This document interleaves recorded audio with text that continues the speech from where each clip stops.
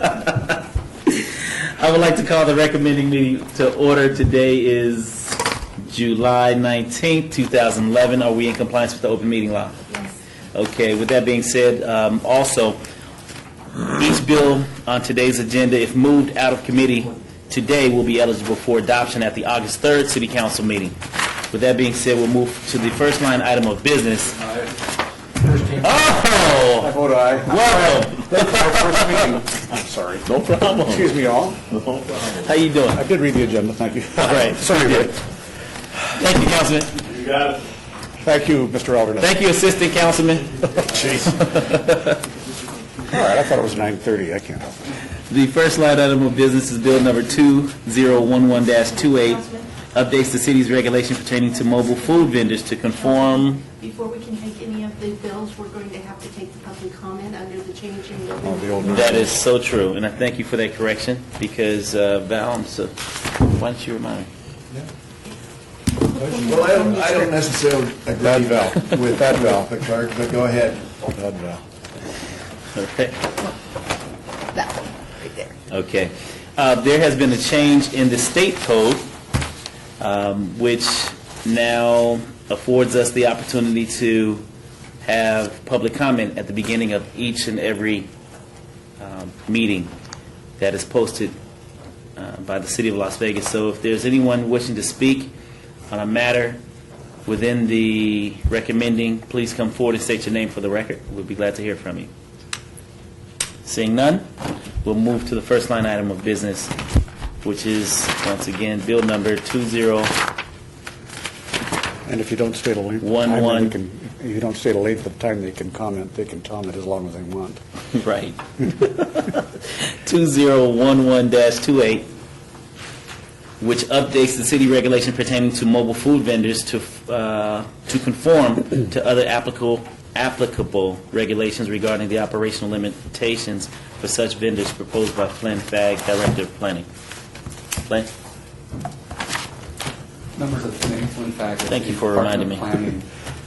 Currently, in the city's business license regulations relative to mobile food vendors, there's a 30-minute limit in terms of how long a mobile food vendor may be at any location. With the recent events in the entertainment district and the arts district, where they're actually bringing in mobile food vendors specifically as part of a special event, we found a need to make changes to our business licensing regulations. And so what we are proposing is to remove the restriction for 30 minutes at any specific location when it's associated with a special event. And the vehicle for us doing that is basically we're eliminating that language and replacing it that they need to comply with health district regulations, which essentially does the same thing. And so that's the major change that we're making there to this ordinance. Also, in order to streamline our business licensing process, we're eliminating the regulation that they also obtain a home occupation permit in addition to their business license as a mobile food vendor. That does two things. Number one, it eliminates that requirement, so they only have to get one license. And then number two, one of the things that we were worried about is if they also have a home occupation permit, that kind of implies that that business is permitted in a residential district, and we certainly don't want to encourage that. So that's the reason that we are removing that requirement. With that, I'll take any questions that you all may have. Okay, with that being said, we'll open up for public comment. Anyone wishing to speak on this item, please come forward and state your name for the record. Seeing none, Councilman? I have a question. Yes. I wanted to get on the record what the fees would be. Flynn? If, in fact, we are essentially waiving the cap on the fee, which is flat $50, then what are the applicable fees? How much would it cost someone to be in this business? In terms of the investigation fee or the actual license? Well, I don't want to have an unlimited amount of money to be spent on it, so I want to know. The license what fee it is would be. $125 annually, and then there is an investigation fee, and I have to look back and ask. That's Metro's Yeah. fee. And basically, we just indicate that they have to pay the Metro fee for the investigation. We don't quote that fee in our ordinance itself. Because we don't set it. Because we Right, don't set that's it. set by Metro. We don't set it. I just want to know how much Metro. Mr. O'Callahan come up and give us an idea, or whoever else. license fee for the city. Oh, you had to identify yourself. I'm sorry. My name is Kimberly Hollywood, the Special Investigations in the Las Vegas Police Department. The license fee for a City of Las Vegas license is $200, and then the suitability fee is $150. And does that encompass all investigative, in other words, instead of taking out investigative fee of 50, we are putting in the applicable fees for essentially Metro to charge? Yeah, I and just I want- don't know what. If it's 125, I mean, I, Suitability fee or the license fee, that I do not know. So the fees are set by fiscal affairs. well, I mean, we can put a limit on it today and just say that's what it should be, since Metro can't provide us with what it might cost. It shouldn't be a shocking size of a fee. It should be a reasonable fee, though, for whatever Metro has to perform. Yeah. That I cannot answer. For the record, Brian O'Callaghan, Governmental Services, Las Vegas Metropolitan Police Department. What we can do is get back to you on that, Councilman. If you want to hold this item and get back to you, reference that. Mr. Chair, I don't want to hold up. It depends on whether there's an urgency to pass this bill. If there's not, I would recommend that. I'm just trying to get an understanding of your question. The point is that what we've put is an investigative fee of $50 for these small businessmen. And so should it become, when you say the applicable fees, I'm not sure what that could be. It could be 200, 300, 400, I don't know. But it's all of a sudden real hard for a mobile vendor to pay. And I thought maybe we ought to just find out, when you take a cap off, you leave the sky the limit for an agency to charge. And so it's a temptation. It's understandable. Okay. There's probably a real good reason why there was an investigating fee of 50, but it's probably too low now. The question would be is what it should be. So, You know. so let me ask this question. Is it possible for you all to find that information out and bring it back to the next recommending meeting? One question is, could they find out before the end of the hearing? You know, It's going to be over real quick. oh. We just bring it back. There's no rush. August 2nd. August 2nd would be the next date. Would that be inconvenience for you? That would be all right. Yeah. Thank you, Mr. Chairman. Is there anyone else wishing to speak on this item? If so, please come forward and state your name for the record. Mr. Chairman, if I may, for the record, Mark, it might also be helpful for our recommended committee to understand how those fees are set, what the process for that is, so that they have some comfort level that it's not just an arbitrary fee pulling out of the sky. It'd be helpful. Okay. Anyone else wishing to speak on this item, please come forward and state your name for the record. Seeing none. Counselor? Your recommendation? On that one, on the, which one? Sorry. Your recommendation, I believe you were going to request that we hold this To the until next- August to the next meeting on 2nd, August 2nd. recommended. You're putting the words right in my mouth. Thank you. And August 2nd would be an appropriate day. I have to move that we obey the item. Okay. All in favor? Aye. Aye. Ayes have it. This item will be held until the August 2nd recommending meeting. Thank you. Thank you.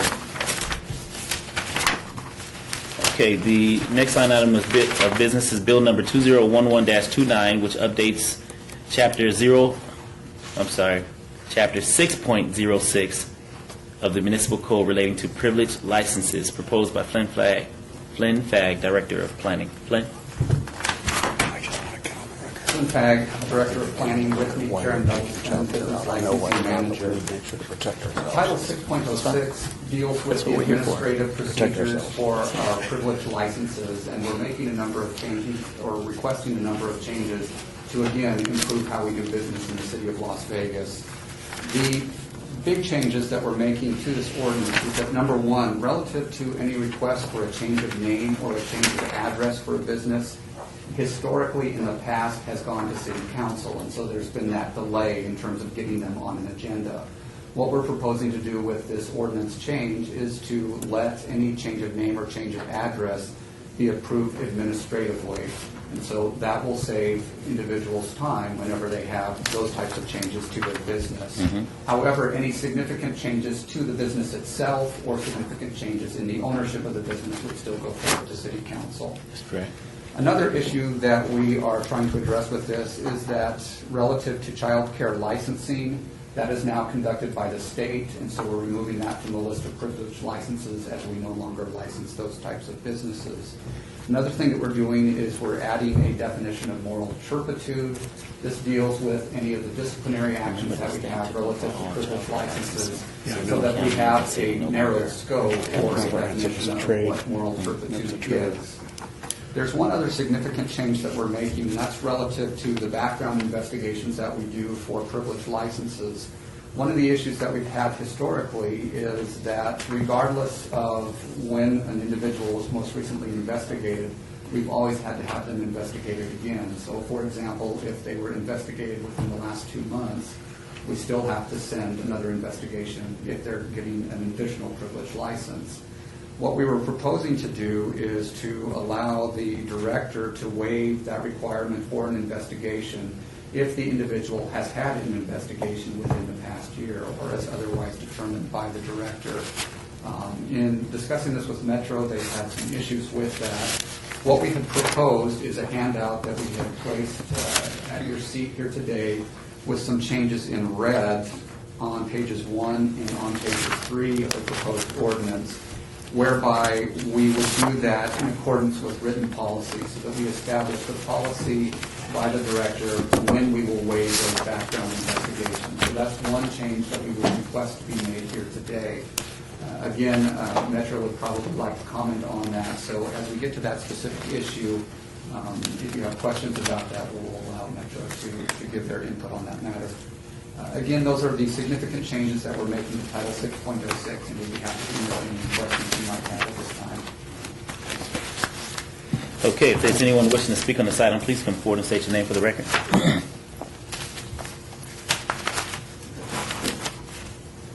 Again, for the record, Brian Calvin, Las Vegas Metropolitan. On page 3, and with discretion afforded to the direction of subsection shall be exercised in accordance with the written policy established by the director. Probably doesn't have to be in policy or in code, but also if it's on the record, it's also within coordination with Metro and we're doing the policy, if that's okay with the council. And help me understand that. You're saying in accordance with Metro as far as adding to... That's correct, for their special investigations. We Okay. do the background checks, at least when we're doing the policy. Yes. That we're involved, assisting them in the policy. Okay. When it comes to the investigation. I don't see any issue as to why you couldn't be included unless staff has anything to add to that. No, I think we would be happy to work with Metro in terms of crafting the policy that we use for that. Okay. That's all, Councilman. Okay. And so those adjustments will be made internally? You want those adjustments to be made here, or you just want to go on the record stating that you will make those adjustments and then bring it back once it comes before the city council on August 3rd? We would prefer that the modified text that we're proposing here in red be incorporated by the recommending committee today, so that as it goes forward to second reading tomorrow and then adoption at the first meeting in August, it would incorporate those changes. Okay. I'm okay with that. Huh? Mr. Is it- Chairman, I wasn't comfortable. Oh, go ahead. Okay. Is there anyone else wishing to speak on this item? If so, please come forward and state your name for the record. Okay, seeing none. Councilman? Yeah, thank you, Mr. Chair. I was a little uncomfortable with the language as it was originally proposed until this amendment has come in, because I wasn't sure whether we wanted to give the discretion to the department, because it puts a lot of liability on the department and the council, because it's, hard to determine what's happened in the last year. However, with the amendment, a written policy then provides another way of making sure that we have sufficient notice that people will conceivably, and I hope that this doesn't, in a sense, take Metro completely out of the picture. No. Okay, then I approve of the amendment and the original language with the amendment. Okay. I'll entertain a motion.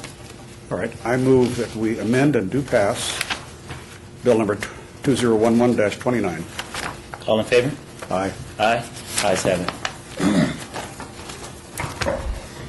Bill number 2011-30, what is this, Redopts, LVMC? I'm sorry? Read that? Readopts LVMC 10-20-010 to make state misdemeanors city misdemeanors if committed within the city. Proposed by Bradford R. Jervik, City Attorney. Staff? Yes, committee members, this is a bill that we do at the end of each legislative session. During the session, the legislature creates and adjusts certain crimes, and some of those fall within the jurisdiction of the city. The city has an ordinance that makes any state misdemeanor a city misdemeanor for charging purposes. And so to avoid the argument that some defense counsel might make that the new crimes are not covered by our existing incorporation, we readopt this every 2 years to make sure that they don't have that argument, and that the new crimes are in effect incorporated within our code. And so we recommend approval. Okay. Anyone wishing to speak on this item, please come forward, state your name for the record. Seeing none, Councilman? I move that the committee do pass bill number 2011-30. All in favor? Aye. Ayes have it. And now we're down to public comment, citizens' participation. Public comment during this portion of the agenda must be limited to matters within the jurisdiction of the committee. Is there anyone here wishing to speak on this item? Seeing none. Councilman? I move we adjourn. All in favor? Aye. Ayes have it. Thank you so very much. I'm going to catch on to this.